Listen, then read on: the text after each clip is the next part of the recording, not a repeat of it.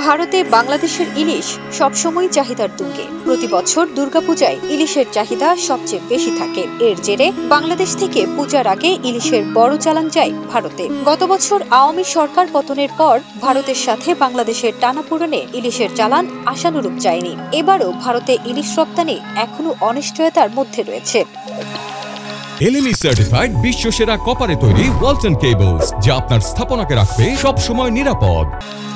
এমন পরিস্থিতিতে দুর্গাপূজাকে সামনে রেখে ইলিশ চেয়ে অন্তর্বর্তী সরকারকে চিঠি দিয়েছে পশ্চিমবঙ্গের মৎস্য ব্যবসায়ীদের সংগঠন। 29 জুলাই পররাষ্ট্র উপদেষ্টা তৌহিদ হোসেনের কাছে পশ্চিমবঙ্গের ফিশ ইম্পোর্টার্স অ্যাসোসিয়েশন চিঠি দিয়েছে।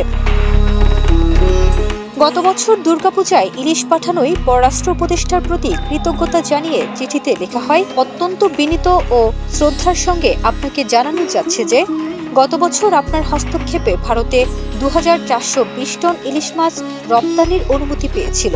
পদ্মার ইলিশ পশ্চিমবঙ্গ, আসাম ও ত্রিপুরার মৎস্যপ্রেমীদের জন্য একটি সুস্বাদু খাবার।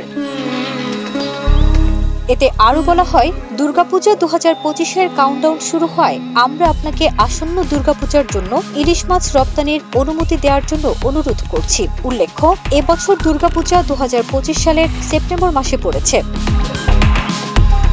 ফিশ ইম্পোর্টার্স অ্যাসোসিয়েশনের সম্পাদক সৈয়দ আনোয়ার মাকসুদ স্বাক্ষরিত চিঠিতে জানানো হয়, প্রায় প্রতি বছরই আমরা অনুমোদিত ইলিশ মাছের সম্পূর্ণ পরিমাণ গ্রহণ করতে ব্যর্থ হই, কারণ রপ্তানি পারমিটগুলো একটি নির্দিষ্ট সময় পর্যন্ত সীমাবদ্ধ থাকে, যেমন 30 থেকে 45 দিনের মধ্যে সম্পূর্ণ পরিমাণ রপ্তানি করতে হয়। এত বিশাল পরিমাণ রপ্তানির জন্য এই সময়সীমা আসলে যথেষ্ট নয়। তাই আপনার কাছে আমাদের অনুরোধ, দয়া করে কোনো সময়সীমা ছাড়াই ইলিশ মাছ রপ্তানির অনুমতি দেওয়ার কথা বিবেচনা করা হোক।